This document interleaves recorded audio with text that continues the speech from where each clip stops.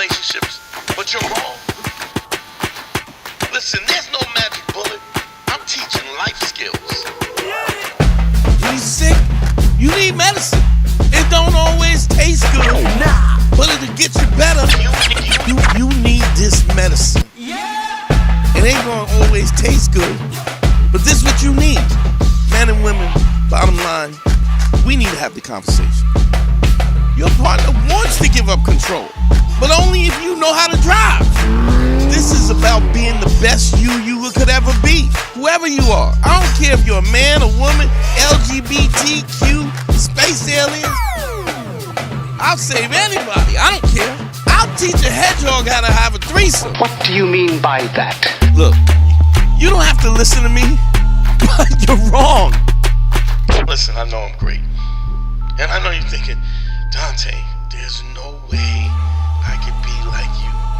But you could be me, you know why?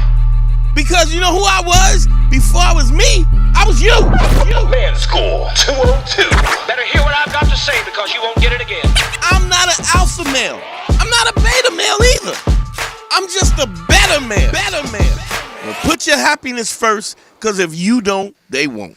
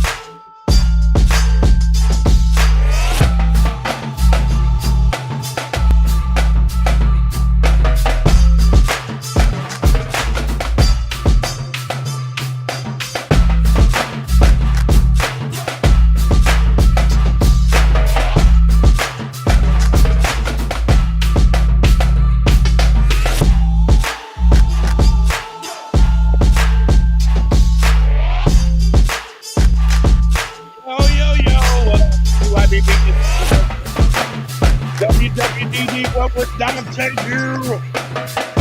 Sexual Revolution be a podcast, and I am excited. So excited. I'm so excited. Music is loud as shit. Trying to get it together. Man. Let's get down. Talk to my people. So y'all asked for it. You got it. Sunday night live stream. I put out a what you call it? I put out a poll.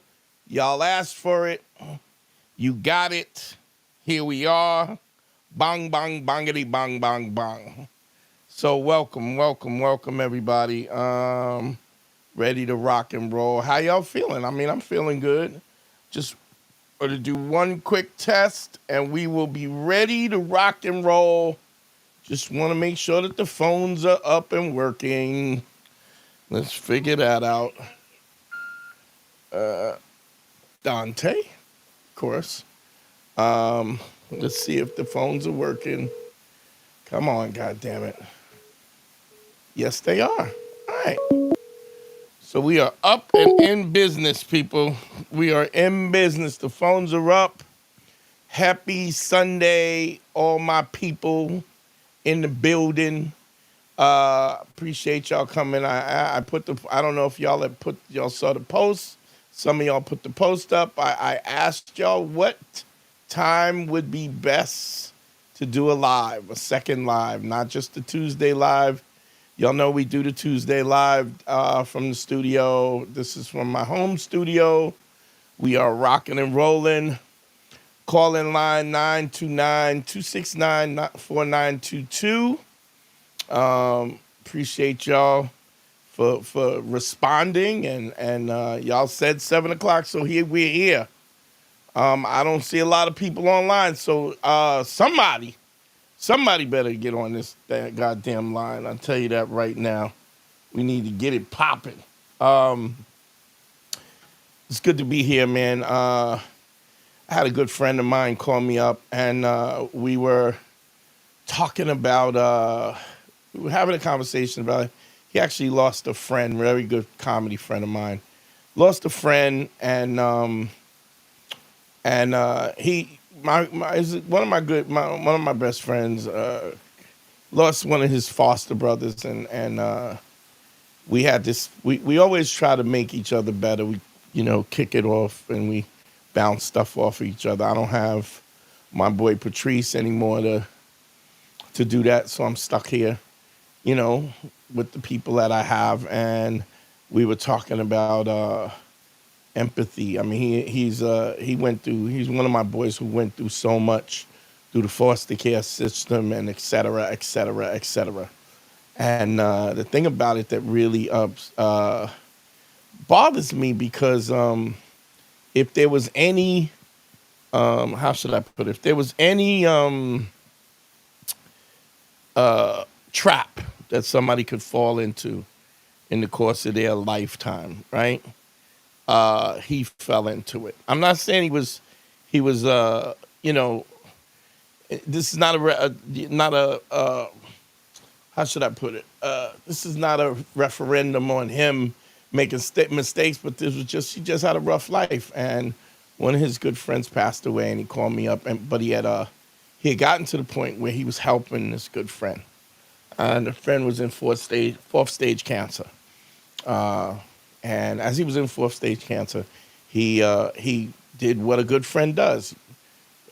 Made sure he ate. He fed him. He washed his clothes, cleaned his house. He took care of him. Took care of him until he could. And what happened was, I think, from what he was telling me, is his friend was just hostile. So always been a kind of a hostile guy.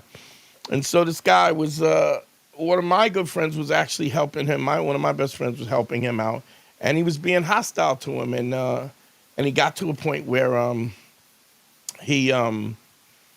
my friend got fed up with him being hostile. And even though he was in fourth stage cancer, what he decided to do was cut the relationship off. So we cut the relationship off. He didn't have an argument with him because he didn't want to create any stress or anything out like that. But what he did do was he was like, listen, this relationship is not a positive one. And I'm going to choose to move on. I wish you all the luck in the world. And he just kind of cut things off. So the next day, his friend went at him, yo, I got my real family. It just was, it was kind of, I guess he was responding to the fact that, there was fear because he was terminal. My friend just took it and kind of went with it. And then they ended up being in a situation where a day later, his friend passed away. And he was feeling this guilt about, maybe I should have gave him another chance. Maybe I should have, maybe his friend called him and he didn't pick up the phone. So there was also a question of whether or not he felt as though he would be able to, he was wondering if he would be able to if maybe his friend was trying to reach him last minute. Maybe he was trying to, make up. But he had already made his decision. And so I think a lot of times we get into these situations, and don't get me wrong, I mean, I get it 100% when there's you have a parent or somebody and you've gotten to the point where, or you got into a relationship specifically, and then you cut that relationship off, and then somebody has a death or they pass away or something, and then we regret it because, oh, what if this, what if that? Here's what I say to that. You have to put yourself first when it comes to things. You have to do that. If you're not going to do that, if you don't put yourself first, nobody else will. Understand that. And so, but once you make that decision that somebody's relationship with you is abusive, and you're going to move on. You make that decision but you got to have the credibility of your word so that when you give your word, you stick with it. It's important. And that goes for anything. The thing is, I think sometimes when we become more enlightened, and that's the whole that's the whole thing about listening to the lives and listening to the podcast and the things that I'm trying to teach guys is that I want you guys to evolve. I want anybody who hears my voice, I want to explain the importance of evolution, to evolve, to become more aware of themselves, to be more deliberate about the decisions that you make. Everything you do should have a purpose, you know? Everything should have a purpose. It should all be relative to the decision that you make and what you're doing. What's going on with my thing? Is my camera freezing? Here we go. Here we go. Oh, boy, oh, boy, oh, boy, oh, boy. All right. Are we good? All right. Anybody in the chat, please tell me if y'all got me live, if y'all can hear me. Please give me a thumbs up in the chat if y'all can hear me. The number's up, 929-269-4922. If y'all can hear me. The number's up. Anything you want to ask, I'm open. We had a good time last time we went up live. I've been a little lax at doing the second one, but Monday we'll be back. On Tuesday we'll be back live in the studio at 8:30. So keep that in mind as well. Y'all know the number, 929-269-4922. Any questions y'all want to call in and ask. This will be the time from this point on. Sunday at 7 o'clock. Life, the universe, willing. Unless I'm on a plane somewhere and I'm on my way home late or I'm on the road, this is when it will. And I will, if I'm not going to be available for that second live, I will be the first to let you know. I'll put a message up on YouTube and stuff so you can know that I'm doing this. But what I was saying was you make decisions. There's something I talk about often, and I say you got to make ultimate decisions, not give ultimatums. What that means is we need to assess the situations at hand. We need to assess the situations that we have at hand and make decisions based on the information that we have. We can't speculate about information that we don't have. Meaning, if we're in a relationship and we're unhappy, it's 100% fair to go, hey, listen, Dante, we did a couple of calls last week where guys were like, I'm in a relationship and this is what's happening, this was happening. I would ask them if they had this conversation with their wife or their girlfriend, their significant other, or vice versa. Once you've had the conversation with them about what you like and what makes you happy, if somebody hears you out, understands that you're happy and you're unhappy, and they're willing to make the decision that they make from that is, I ain't gonna do nothing. My partner is unhappy and I am not gonna lift a finger to change that. I believe that teaches you everything that you need to know about your relationship. We need to be in healthy relationships where we take care of each other. And if we're not in a relationship where somebody has the intention on taking care of us the same way that we take care of them, when it's a reciprocal kind of relationship and it's not parasitic, then we should always kind of have a conversation, and then after that conversation, we should expect change. I know that's that's something that you don't hear often. It's always you'll hear guys speak, or women speak. Oh, I told him 100 times. I told him I felt this way. I was uncomfortable, and within reason, I 100%. I get that there's some things are unreasonable. That's why we have another what the proposal that I talk about. Another one of the rules I say is RFF.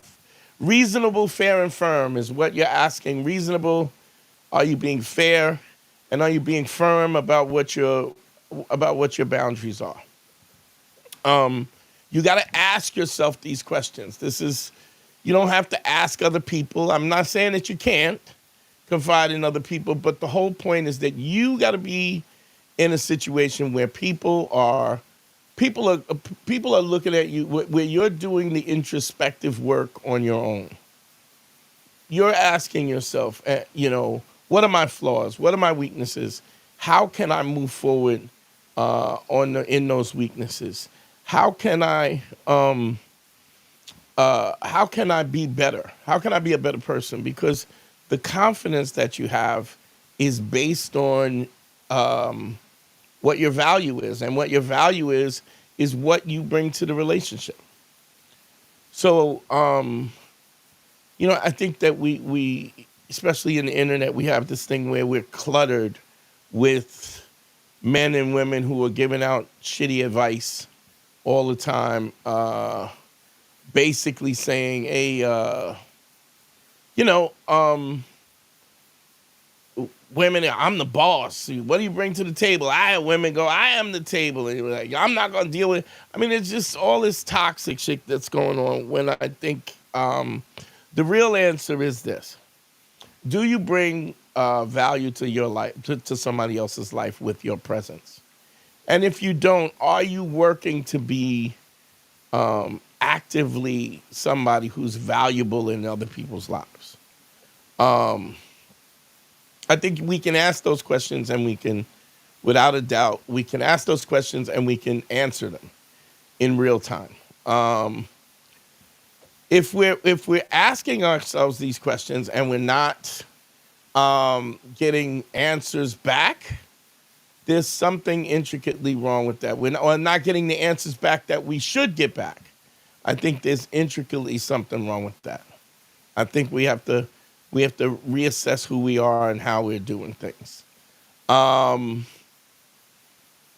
I think I know that sounds easy, but it's way more difficult than I think it really is. Because when we assess who we are and what we are, we got to ask ourselves, we got to be honest to ourselves. We can't overinflate what our value is, what we're good at, what we're not good at, the things that we feel are, okay. Let me get back to this. We got a call. Hold on. Let me see if we can get this call in. I'm hoping that let's see.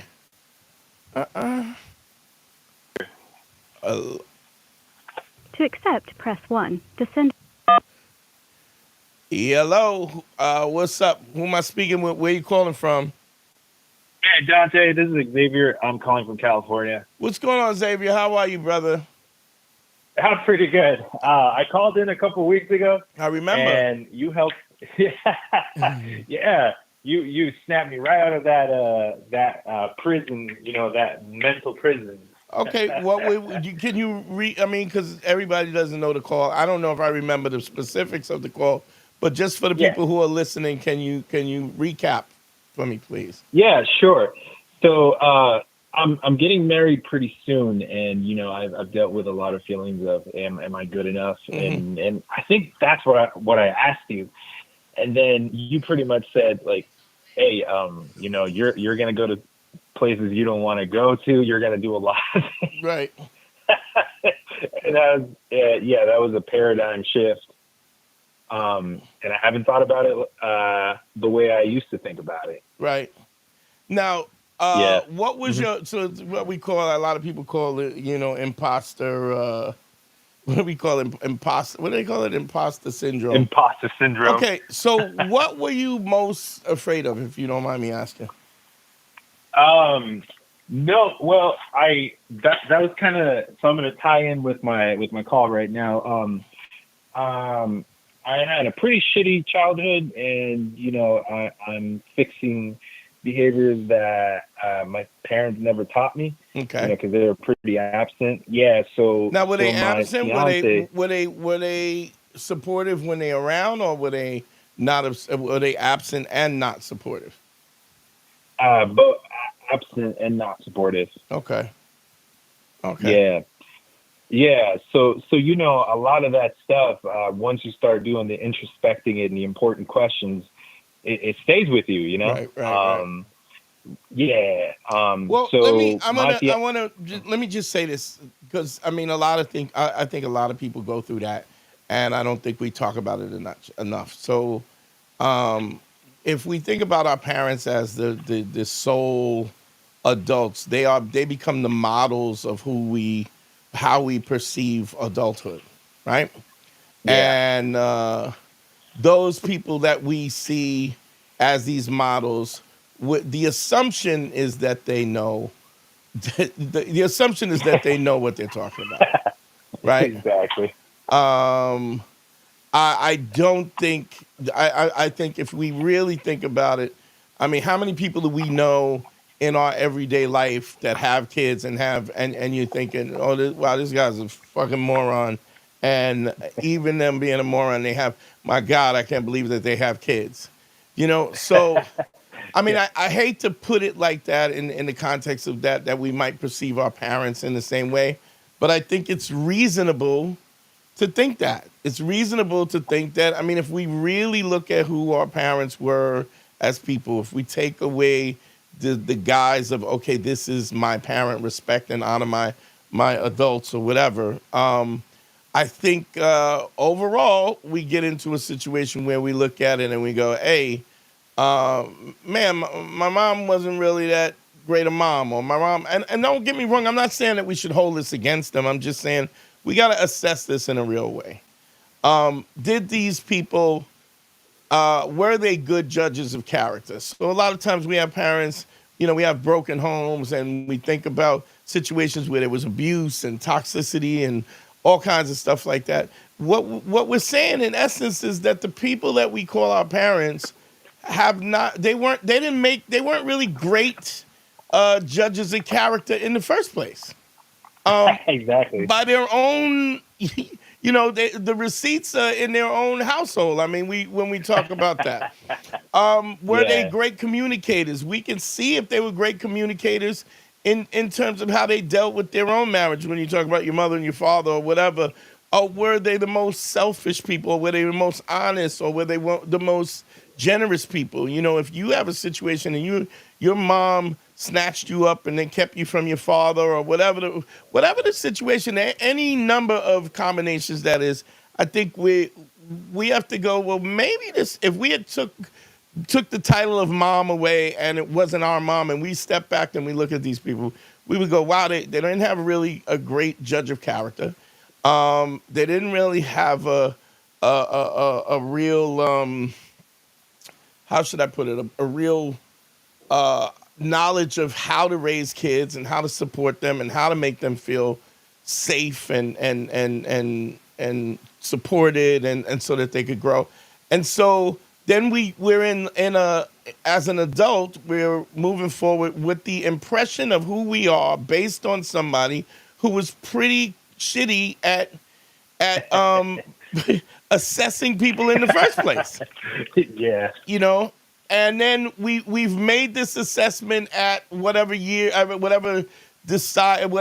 decided that we ain't worth shit because our mom said so, or because our dad said so, or sometimes it's not even that they've said that. We've just made the assumptions because they're unavailable, right? Yeah. And we know people who are unavailable simply because they don't have their shit together. So Yeah. very rarely is it a situation where somebody has a child and just goes, oh, I hate this fucking kid. Nobody looks at a baby and goes, I hate this kid. This kid is arrogant and disrespectful. It's a baby. But they don't have their shit together, and they make decisions, selfish decisions based on their own personal comfort and based on their own fear, and it gets really weird. So you have these impressions of who you are as a man from people who are pretty shitty at making those assessments in their own life. Why should we accept what their impression of us is in the first place? Yeah, no, I think you're right. And I'll be honest with you, my dad was not a good father figure. We would see him lie all the time, so consequently we would lie. But then, Now that didn't was feel his good. lies evident to you guys and evident to you guys and evident? Was it just blatantly and overtly so, or what? Yeah, blatantly and overtly so. Mm. Um, yeah, it just no accountability. Pretty much. Yeah. So to me, when how I understood how men should behave was when I started listening to the Beige Phillip, Okay. and just how you handle situations. Because before, when people would talk to you, and then you would say, oh, you would communicate with them, like directly and righteously. To me, that was a foreign concept, and Right. so I learned how to communicate from that because we never saw that at home. Wow, that's dope, man. I appreciate that. I mean, I'm trying to, I'm really trying to live the change myself. Like anybody who knows me on a personal basis know that I practice this all the time. I mean, it also what'll happen a lot of times. People who are liars, you will lose opportunities because people who are liars will know that you live in the truth and you live righteously, and they won't fuck with you because they'll be like, I'm not gonna fuck with this guy because I know I'm full of shit and he's gonna expose me. So Yeah, you will get that. You will get that as well. You know. But yeah. are you really losing an opportunity when you're gaining an opportunity from somebody who literally is going to give you an opportunity that ultimately is going to be riddled with dishonesty and slander and lies and stuff? It's not really a true it's not a real true opportunity, or at least it's not a valuable opportunity in the first place. But go ahead. I didn't mean to interrupt you.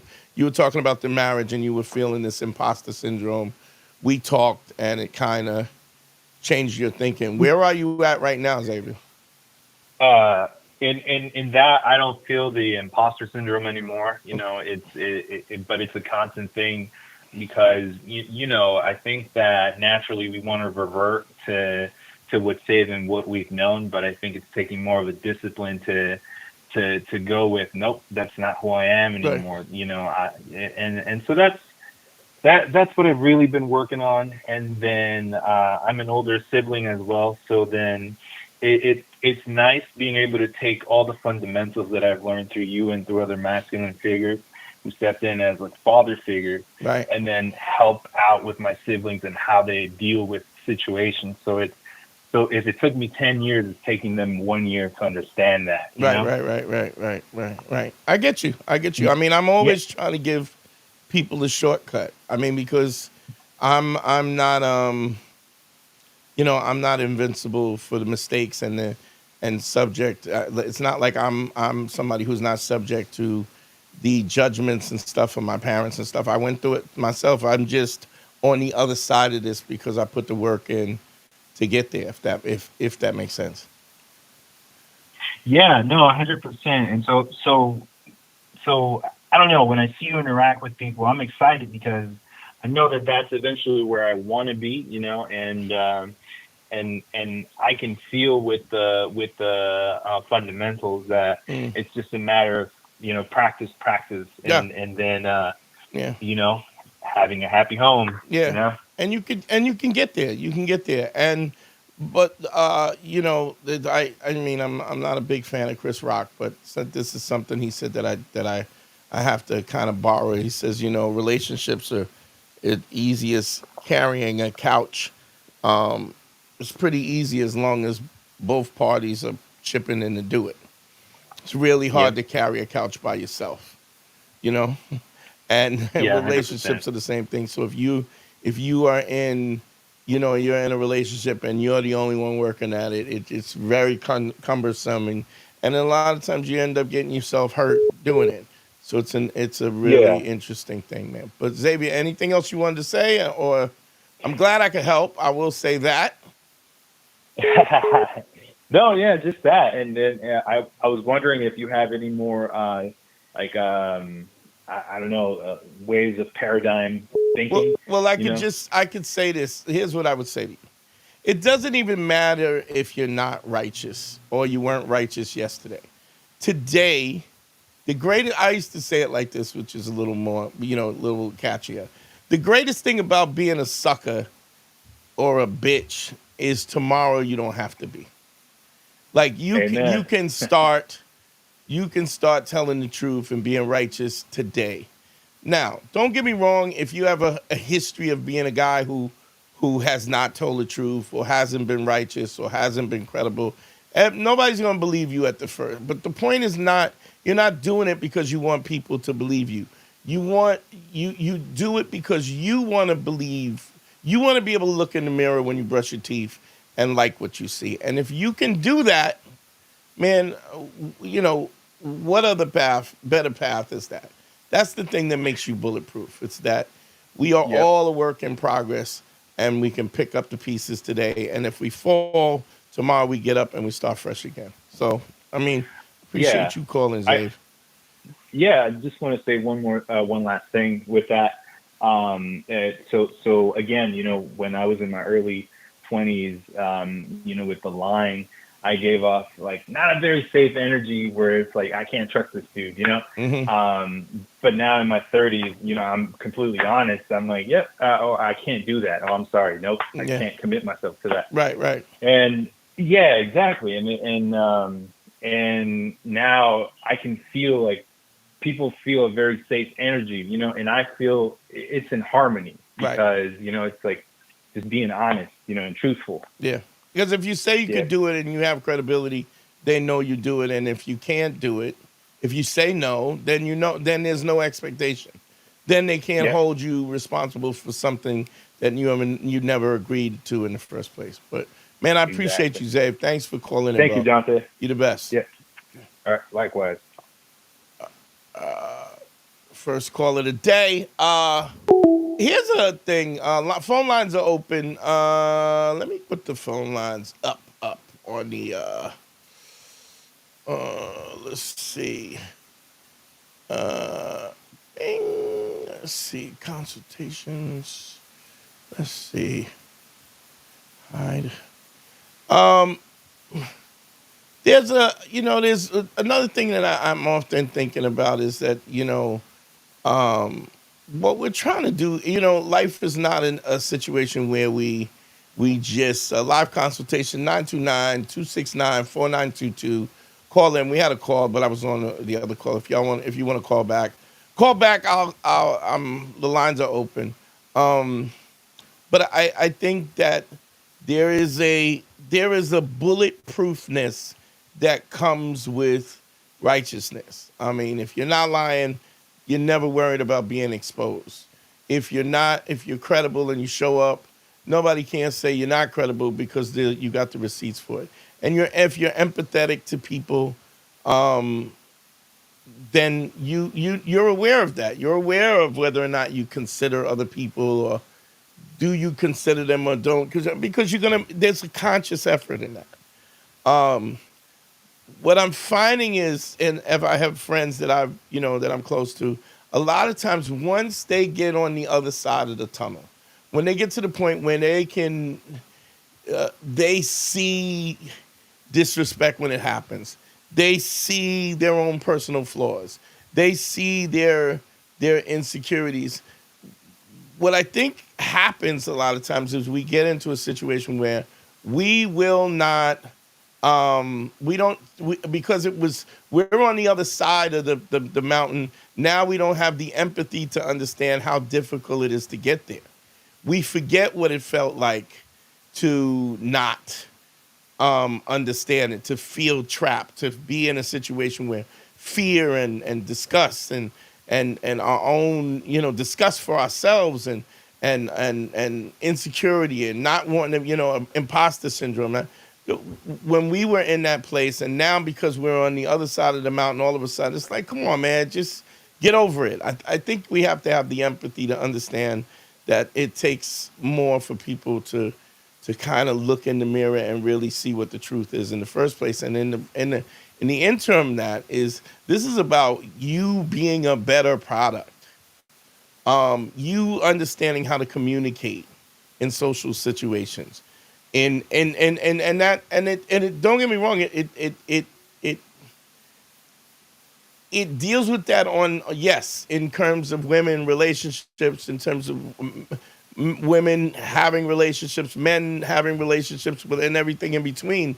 But it's a basic fundamental practice that puts you in perspective so that you can operate with a level of confidence. All right, we got another call. That was great timing.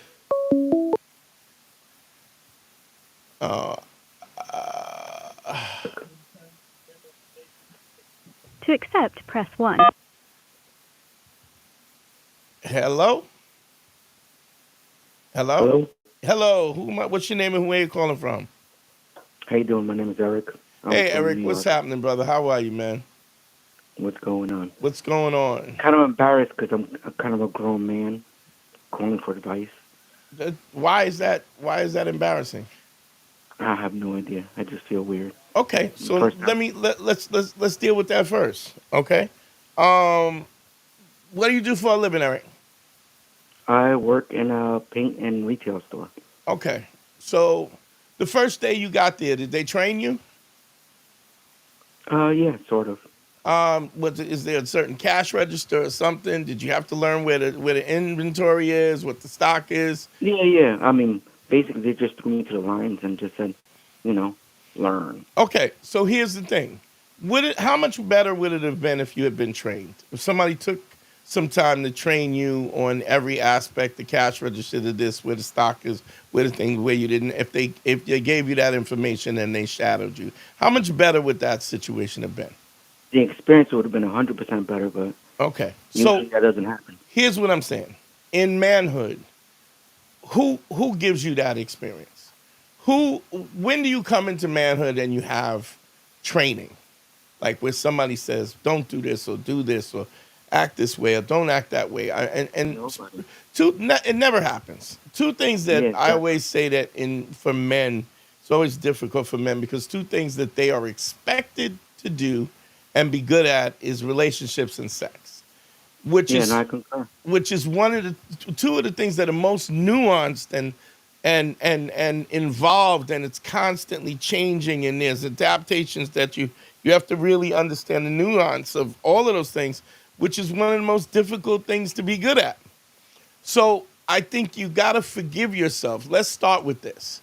You got to forgive yourself for not knowing something because Yeah, I mean, it's again, absurd for I you kind to. of had like a shitty childhood. Okay, I mean we all did, but shitty in what way? You say shitty. Explain how. Well, well, my mom was like, how can I say, um, always like putting people down, Did you grow up with a especially dad or no?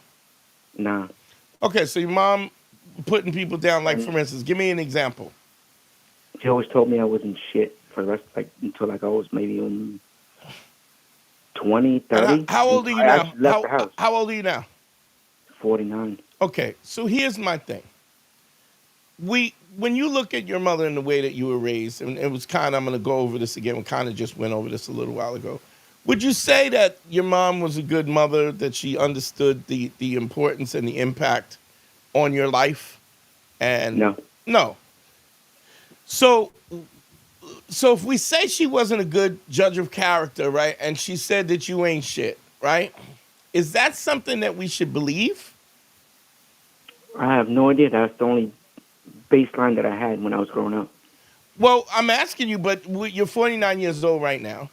Prospectively, you can look back and see and say, hey, do I think that her assessments of life and how she operated socially in life, was it reasonable? Was it No, accurate? Was she accurate? no, absolutely Okay. not.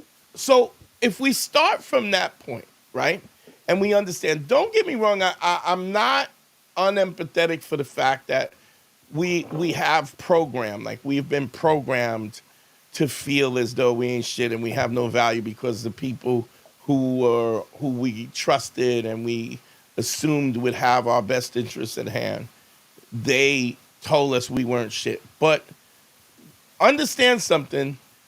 you're not that 10, 12-year-old kid who's listening to this woman who clearly don't have her own shit together, right? And she's passing judgment on you. You are now a 49-year-old man. And you Yeah. can assess things from a logical perspective based on the fact that you've lived a lot of life and that you can look at what she said and say, is it reasonable? First of all, is your mom still around now? Yeah. Is she a very happy woman? Well, she's a lot different than when we grew up. She actually apologized, saying Okay. that she was. Again, she is was- she a happy woman? I don't know because we're not that close like that. And how do you think that affects her, the fact that you're not close? What do you mean? Well, I mean, the reason why people make an apology is why? It's because they feel that they've wronged people, right? Mm-hmm. So the simple fact that she made an apology means that she knew that there were things that she did that was inappropriate.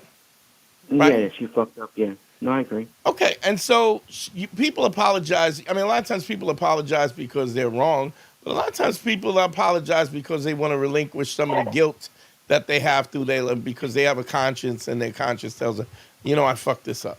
But I guarantee that your mom's not she's not a happy woman.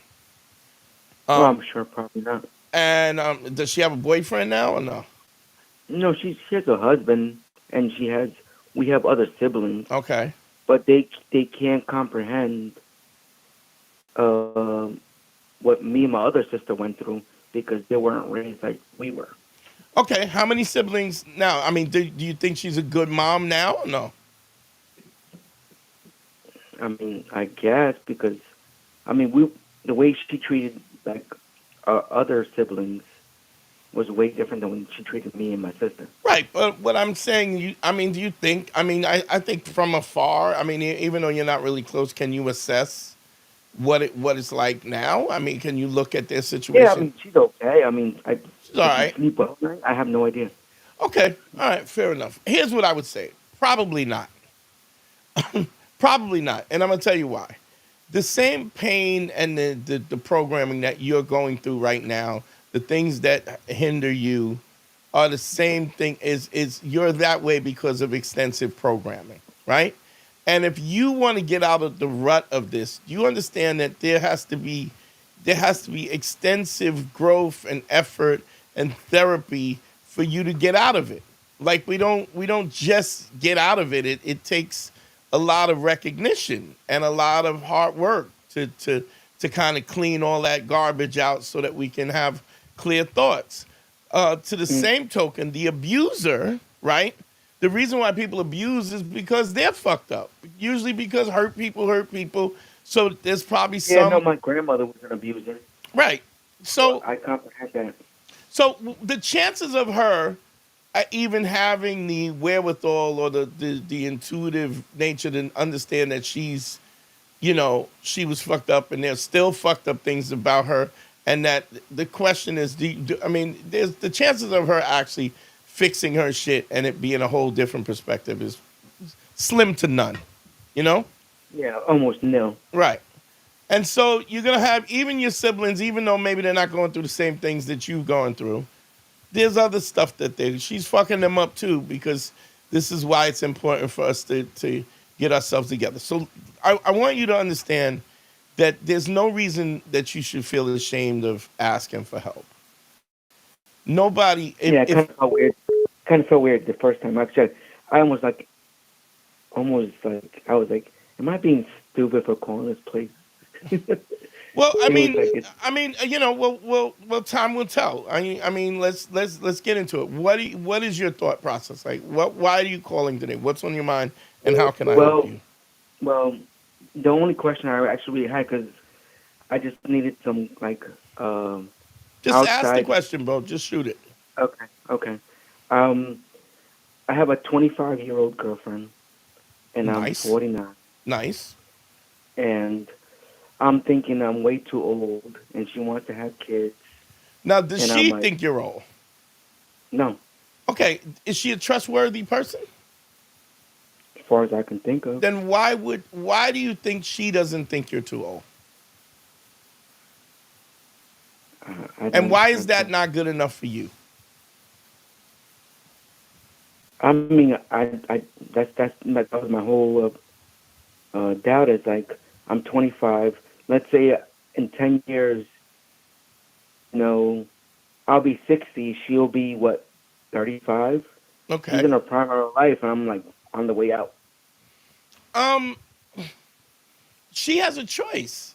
Do you ever think that maybe there's some things that are very special about you that make her want to be with you? Probably not, Again, because you probably have no. you have serious self-esteem problems yourself. Look, Well, I was told I wasn't shit from the I beginning, get that, so but you're 49 years old and you were told that by somebody who didn't have their own life together. You yeah. understand? But who is that? Who actually draws that line or tells you You do. that from? You do. Are you a loyal person? Yeah, What's absolutely. your name? What's your name again? I'm sorry. Eric. Uh huh. Eric. Eric, are you a loyal person? Absolutely. Do you tell the truth? All the time. Do you? At least to my friends. Well, you need to tell the truth to everybody. Are you kind to your girlfriend? More than kind. Are you considerate to your girlfriend? That's my fault. I think I'm. That's not a fault. It's everybody else's fault for taking advantage of it. There's nothing wrong with you for being kind. The default for human beings should be kind. So if you are these things, why couldn't this 25-year-old look at you and go, "This guy is worth my time and my energy"? Yeah, I mean, I concur with what you're saying with like her finding me like to her standards and stuff like that. But I'm just saying about time. Like she's 25. Dude, I'm I'm 50. I'm 49. 50, 57 years old. I have a 4-year-old. So you tell me. I want to give my son the most, and because of the fact that I know that I'm getting older, I'm very particular about the time and the energy, and I give him because I'm much wiser, and I give him, I speak to him every day, even though he's not with me because, That's everybody knows what my necessary. situation is. But I FaceTime him and I talk to him every day, and we do flashcards and I read books online, and he can call me at any given time, and we have a 5-hour difference a 5-hour difference in time Yeah, difference. no, I And, know that your son like lives in England, right? yeah, and he can call me at any time he gets up and he goes, "Where's Daddy?" He can call me, and he knows that I'll pick up the phone. I think that there are people who are in there to, she could meet a 25-year-old guy who could be very abusive or immature or any of these things. And maybe maybe you're just what she needs is the security of an older man who is kind and considerate and has gone through some shit. So he knows how important it is not to put somebody else through it. You understand what I'm saying? Yeah, no, I Stop creating an obstacle when there's no obstacle. got it. You deserve it. You deserve this. You've been deprived of so much in your life. You deserve this. Take advantage of it. Enjoy it. And nobody gets anything for free. Trust me. Nobody's just giving shit away. Whatever you get, you earn it. Yeah, If that's my experience in life too. so, That everything understand that I that do. this is not a What? gift. Her being with you is not a gift. You have earned this. Probably 10 Okay. times over. Even when you earn things, a lot of times you don't get what you deserve when you do earn it. So let's look at it that way. Stop making trouble. You know what I mean? Yeah, Stop no, I creating a appreciate it. situation. Yeah, stop creating a situation that is Yeah, that was just my doubt in my mind. and I'm stop. like, damn. Stop, Eric. Enjoy it. I'm quite sure, even from what you said, there's so much that you've done specifically that you haven't deserved. Take the win when you can take the win. Okay? Appreciate it. Thank you, Dante. All right, brother. Thank you. Thank you for your time. You're very welcome, man. I hope it helps. Phone lines are open, 929-269-4922. Call in. It's interesting how we are so readily able to say what we don't deserve and never willing to take the things that are positive at hand that we enjoy and that we I mean, I just feel like we don't do that. I mean, we're always talking about the things that we don't deserve. And trust me, if a woman loves you, trust me, it's because you're lovable. At least by her standards, you're lovable. Got another phone call. Let me see if I can get this in. To accept, press 1. To send a voice. What's your name and where you calling from? Hey, what's going on, Unc? This is Doobie. I'm calling from just outside of Virginia, man. What's Pleasure going on, to speak Doobie? with you this evening, man. How you doing? Good. How can I help you, bro? Man, I just wanted to call and thank you guys, really, because I've been a listener of the Black Phillip show, your show, all your clips posted up on YouTube. And I don't know, it's just really helped change my life. Just wanted to thank you for that, first and foremost. Okay, I appreciate it, man. I still listen to that stuff almost on a daily basis. Dope. It's gold. All your material is gold. Oh, thank you. And really, man, my life is going good.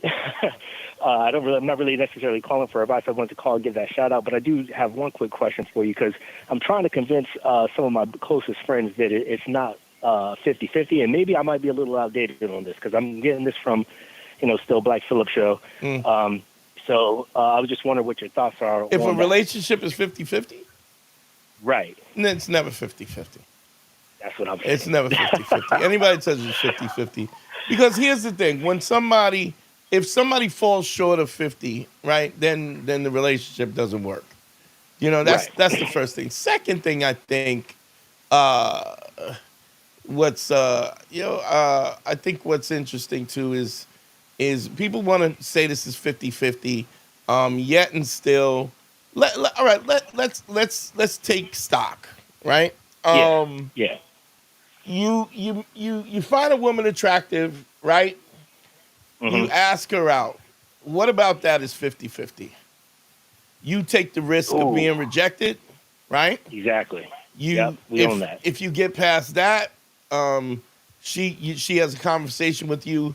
If you're not able to keep the context of the relationship, the conversation fluid and make it interesting, then she gives you a thumbs down and the conversation is over.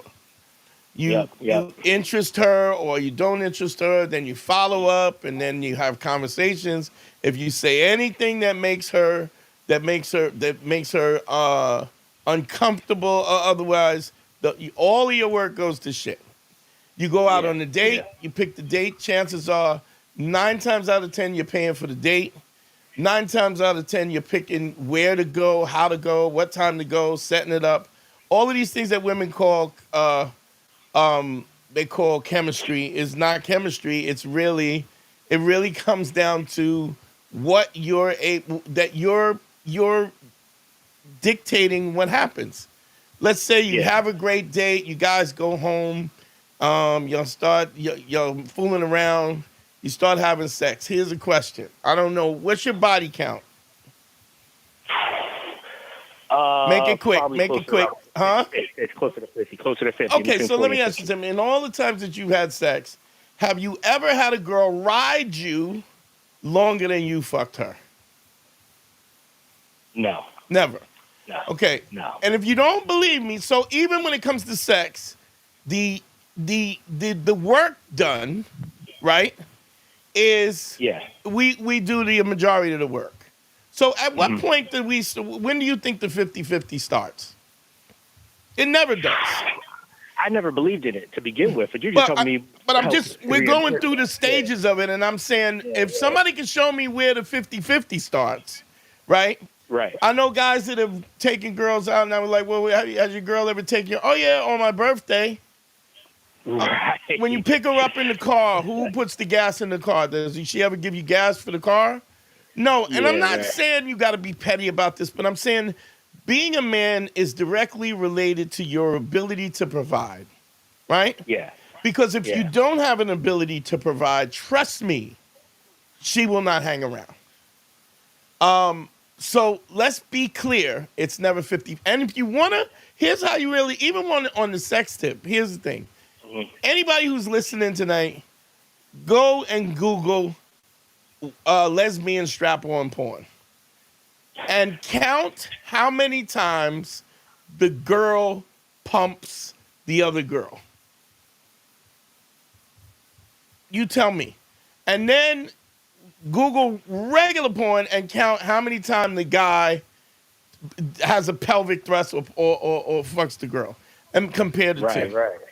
Right. It's not Women, gonna be comparison. 90% of the time, women don't have the core strength, they don't have the hamstring strength, they don't have the upper body strength. That motion alone. So it's interesting when you women go, oh, he was a minute man, he was this. I've never, ever had a woman who fucks me longer than I fuck her. Man, so how do you counter when people say, "Oh, marriages are"? I'm not married, but people say, "Oh, marriages are 50-50." Because they're idiots. People say a lot of things. I mean, I literally, people say there's no systemic racism. People say that Donald Trump is the greatest. He's sent here by God. People believe in God. There's all people. Just what people say is just the question is. Here's what I'm saying. Anytime somebody makes a declaration of truth, ask them why. I mean, I think if we did that, I mean, and if somebody doesn't have an answer for you, it's because 90% of the time it's because there is no answer. Make sense?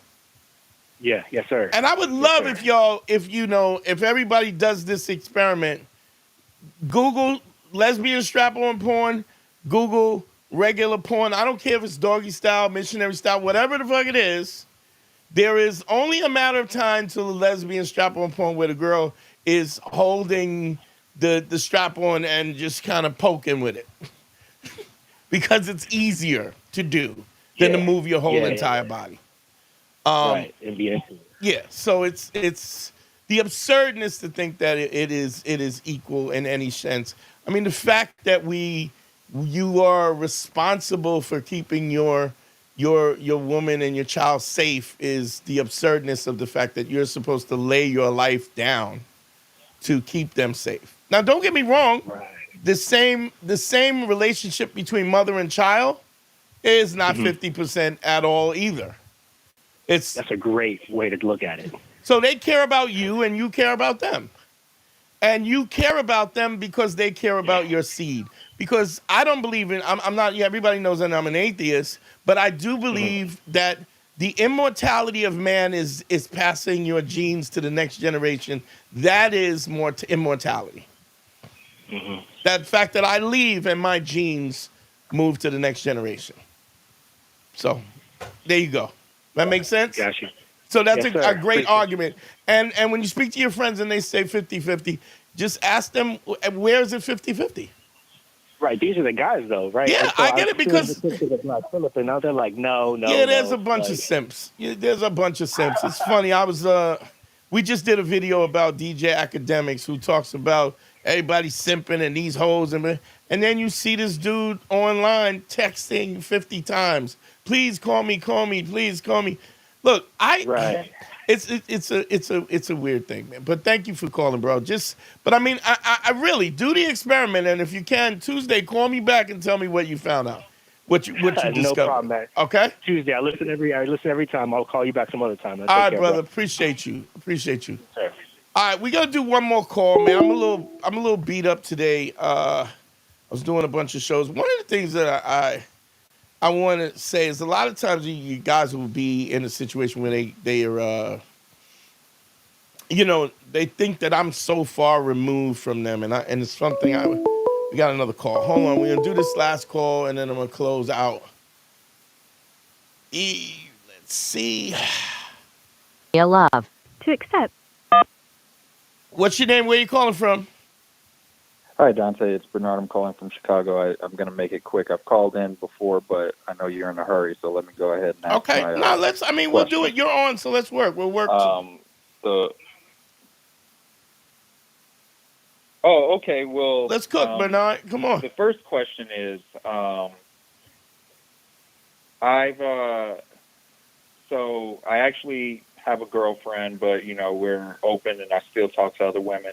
And the problem is, I don't know when it comes to taking a girl, where exactly do I take her? Because a lot of times I'm in that situation where do I have to ask to go to her place, or how exactly does that work out?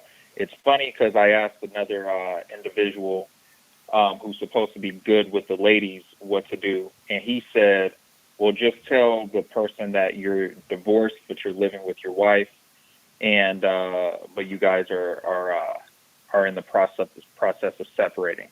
I didn't know He's saying lie. I didn't really like that answer. He's saying lie. Yeah, he was saying lie. Okay, now are you open? Are you in an open relationship with your wife? Is she aware of this and that you have?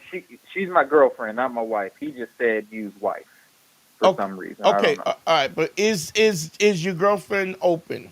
Does she know, or are you? Oh yeah, she knew. She knew this from the first within the first 3 months, and we've been together for years now. So, but she knew this within the first 3 months. So here's what I think. I'm not an advocate of any, especially in times like this where women can lie on you and make it a problem. So here's the thing. I think if you are honest and open about what your situation is, you give the woman an opportunity to make the choice about. Okay. The first thing is, here's what works in your favor. What I think, guys don't want to say the truth because they're afraid that they're going to get, the woman is going to just say, no, I'm not with that. And they might say that. But you have to understand something. The commodity, the thing that is most rare and is the highest commodity is a man who is truthful, right? I agree. The assumption of that a guy is truthful, I don't even think is the case. I think that women are skeptical about any guy who they're dealing with, and they're often trying to find out whether or not he is truthful or not. Okay, let's start there. Makes sense. So, can you imagine the fact of what the advantage is to say, listen, I've been dating somebody for a period of time, and and we have an open relationship. I can do, and I'm interested in taking you out and getting to know you. She can absolutely say no. Now, here's what she can do. She can say no, and then she can deal with a guy who's probably a guy who meets with her and is gonna lie to her anyway because he's gonna do whatever he can do to get in her drawers in the first place, right? Yeah. Or she can deal with a guy who is open and honest that she possibly might be able to upgrade her status in his life. If it was you, what would you choose? Probably the latter. Right. And why is that? Because see, honesty is important because when I don't like lying. That's the thing, and that's why I was straight up. Now, with my let me ask you: this person that gave you this this advice to lie, right? Are they like somebody on the internet, or is it somebody or just a friend of yours, or what? Oh, funny enough, it is someone who's on the internet. Well, they hide their identity. It's through a podcast, so they have something. It's called the Cheater's Handbook, and they've become popular for cheating on their significant other. All I know is they work in finances, and that they've been with their wife for about 15 years, and the wife has no idea that they cheat. So they kind of sometimes do this on the side. Their secretary is the one. Yeah, I got it. Look, it's just crap. It's just. I'm gonna tell you something. When that blows up, it's gonna be a mess. And not only is it gonna be a mess, but it's gonna be a situation where there will be scorn and anger to the point where there might be revenge. Here's the thing: when you lie to somebody, right, especially in this day and age where women are believed even if they're dishonest, right? I know, yes. I'm in my 20s, so I really understand. What you don't want to do is be in a situation when you're lying to somebody where they feel as though now you have you've deceived them, and because you've deceived them, now they're going to show you what the fuck time it is. You don't want that. And so there's always Okay. so this is another thing why it's important. I said at least if you're honest about what you're saying, and then there's no qualms about what happens. This is what you signed up for. And if you treat people with respect in that way and you let them make a decision, then if you're letting them make the decision, they can make the decision. But the other thing is, they also can't bitch about it afterwards. There's no way in the world that you're going to deceive somebody. It blows up in your face and her face, and then she's not going to be. Very rarely is a woman going to take that and then move on like, oh, well, you got me. But it's going to be a problem. So what happens if she says, well, you took the pussy. You assaulted me. I know people that have been in that exact same situation. And I know people. And this is why honesty is important. This is why honesty is important. This is why you don't listen to these clowns and these charlatans about, lying and being deceptive, because it's what doesn't come out in the wash comes out in the rinse. And there's going to be, there are women who like, the assumption is that every woman that you talk to wants you for a relationship. And the ego of that, the audacity to think that every woman wants you and wants to lock you down. There's women, and they're modern women, sometimes they just want a slice of you just like you want a slice of them. Well, it's funny you say that. Can I ask or Sure. get your opinion on one more quick thing? Sure. Because I know you got to go. Sure. That leads me into my next thing. There's this text message that I've been trying out, and a lot of times there's obviously a lot of attractive older women, and a lot of lonely older women as well. Exactly. Okay. But also too, I like talking to younger women between the age of like 18 to 29 as well, within my age range. Okay. But I noticed this text message is only working for women that's 40 plus. I'm not sure. I'm going to be honest. I'm afraid to try it with girls between 18 and 29. And the text message goes like this. I put hi, and then I put the person's name. I'm open to getting to know you. By the way, hopefully this doesn't offend you, but I find you to be a beautiful woman, both inside and out. The reason I bring this up is because you may be uncomfortable with the fact that I am wanting to get to know you on a physical level, as well as wanting to get to know you on a mental and emotional level. If that makes you feel uncomfortable in any way, then it's probably best for us to part ways and don't meet again and just leave our first encounter. Now, is this text? When do you send it? When are you sending this text message? First of all, is this after you've dated them? No. So this is usually after our initial we talk. Usually it's after a date that we've had, like an initial date. Say we went out for like at a cafe or something like that. Okay. And now it's like, okay, now it's our second time to see each other. And me, I'm thinking to myself, because I know a lot of this advice and stuff that you see online. With me, it's like I just don't want to lie. And I feel like the girl also knows, like everybody kind of knows what's up. And I don't want to be that person to be like, hey, let me come to your place and let's Netflix and chill, or let me cook you some food or something like that. We all know like what's going on. So there's no weird situation that happens too. That's why I put it in text message. Okay. Why are you not saying this to her face? It's funny that you said that, because I was thinking that yesterday, like maybe this is something that I should say towards the end of the date. Let me ask you this. I don't know if I should say it in the date. First of all, the part where you say you're a beautiful woman, I'm blah blah blah blah blah, that's bullshit. Like I'm honest on every level. You have one date with this woman. You know what you know about her, what she's shown you so far, right? Yes. So the first part of that is a lie, anyway, right?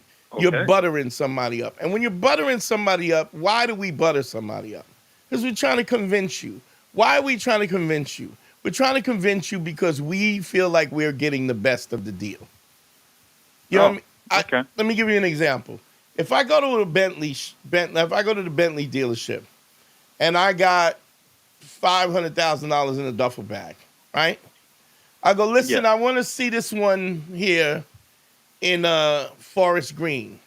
Oh, well, it doesn't cost. It doesn't come in Forest Green. We don't have anything Forest Green. It doesn't even come in Forest Green. I go, well, that's what I want. I want a Forest Green. So can you get me a Forest Green fucking Bentley? There's $500,000 in this bag. The Bentley goes for 2 to 3. Goes for about 3, right? Can you get it? Well, it's going to cost. Yeah, I didn't ask you that. I said, can you get it? Well, we don't have it in it. Look, all right, I'm out. What do you think the dealership is going to do? That dealer salesman is going to say, wait, sir, and try to work something out. And I'll find you one, or we'll have it painted. Well, it might cost you an extra $30,000 or whatever the fuck it is. But if you got the money for it, you can get it. If you walk into a Toyota dealership and you got bad credit, you barely got the down payment. You're trying to get a bargain. So there's a different bravado when you walk into a situation. So stop buttering people up. It's disingenuous and it's lying. Well, I know I can't just say, hey, I want to have sex with you. No, but you can say, yo, I like you and I'm really want to get to know you and I'm definitely sexually attracted to you. Wow, that was so simple how you just said that. And you see how long your statement is, and that's just. I think if you're out on a date, it should be obvious that you're sexually attractive. The subtext of how you are responding to her, it shouldn't be like there should be the flirtation of it should have a sexual energy to it in the first place. I see one of the comments. It says he's being too old-fashioned and nice, and I agree with whoever wrote that because I live with a single mom, and I'm trying to be respectful, and at the same time not like hurt anyone's feelings or do anything weird, but also not be in the friend zone. That's why I put. Yeah, that's why I try to do it that way and all that kind of stuff. There's at some point in time, if you're skilled enough, you should be introducing the sexual flirtation in the course of the date at some point in time or the other. If you're not doing that, right, then you're not doing that because you're afraid. And you're afraid if you don't let your intentions known. If you do let your intentions known, that she's going to turn you down. Let me tell you something. If she's going to turn you down, she's going to turn you down anyway. Okay. I think there's also a way of doing it in a respectful way. Something I used to say all the time is I don't mind not fucking, but I mind can't fucking. And they would be like, I've heard you say that. What do you mean by that? And I would go, listen, I have no problem with the fact that you don't feel me that way and you're not comfortable with me. But my intention is to get to know you and have sex with you and we have something. I'm not in the market for taking women out to feed them. Like, that's not my endeavor. We're going out to do because I want to share parts of my life with you, including this dick. So if you're under this impression that I just run around and buy dinner for women, first of all, it's absurd. Second of all, the fact that you might even think that says that you're an idiot to think that to have the audacity to think that you're so important that that people would actually treat you that way because you're not that important. And the fact that you're buttering her up and all of this there's a level of desperation there. Okay. When I ask a girl out, I don't. If I ask a girl out, I go, I'd like to take you out to see if we fit. What I'm saying in essence is I'm not sure about you either. I'm not even sure if I want to fuck you. How about that? I'm at a place in my life where I'm not going to take on somebody who is going to be a problem. If you're going to bring chaos and break my peace and stop I don't care how bad you are. You can beat it. Kick rocks. There's something I watch. I wish you was there when the person who I lost my virginity to, when I was talking to her, because right now she's in jail and she did a number on my life. So I wish you was around and I was talking to you and learning this knowledge back then, because that would have saved me from being around a crazy person that was extremely toxic, emotionally and physically abusive. Well, I mean, I'm here now, so you know, Yeah, let's not make those. and But that's just, great. I mean, I think simple is best. Whenever, I mean, you know, if Michael Jordan is going to doing charity and he's playing basketball against, you know, 5-year-olds, he's not looking at game tape. He's just gonna Yes. show up, and now if there's an old timers league and then Michael Jordan shows up, he you know what I'm saying? He wants to win, and he might. You're only worried about the performance when you feel as though you're out of your league in the first place. And when you and this is why this is why I always say real game is no game, because the honesty of just where you are at. Some people are going to be for it, and some people are not. And what I find more so than anything, the fact that you're willing to be honest is what communicates to people that you think you're worth it. I've said this 100 times. How does a woman know that you are worthy? You tell her. You tell her in the way you walk, the way you talk, what you say, how you say it, and I'm very forward and honest because I'm okay with the consequence. I'm not pussyfooting around. Hey, can you kind of? Hey, listen, let's. We should go out and eat something and see if we fit. What? Yeah, let's go out. Oh, I'm not interested. Oh, okay, cool. And the fact that the quickness in which I'm willing to move on, where I'm not sitting and begging you, what does that denote? That I must have other options. Whereas if I'm begging, if I'm begging, and this is the conversation is transactional, well, if I could just say the right thing, if I can know the right thing to say, just speak from the heart, be honest. And if people are not going to accept that, that is who you are in the first place. And being honest to who you are and being a real. So what I work on is you being the best version of yourself, so that when you do present, women are attracted to it. I'm not teaching you how to fool people into thinking that you are the best option. You are the best option. You feel me? Yes. And the only way you can do that is being honest and understanding. Well, hey, this is a situation where we have to understand what this is, what's really going on. Make sense? Okay. All right, yes, brother. It makes sense. Thank you for your time. I appreciate it. Thank you so much. All right, Have brother. a great day. Appreciate you. All right. All right, yo. I think we're gonna shut it down tonight, man. I'm a little beat up today. I ain't gonna lie, man. I was a little disappointed in the numbers today, man. This is gonna have to pick up. I might do another poll. Maybe we'll move it back to 8 o'clock.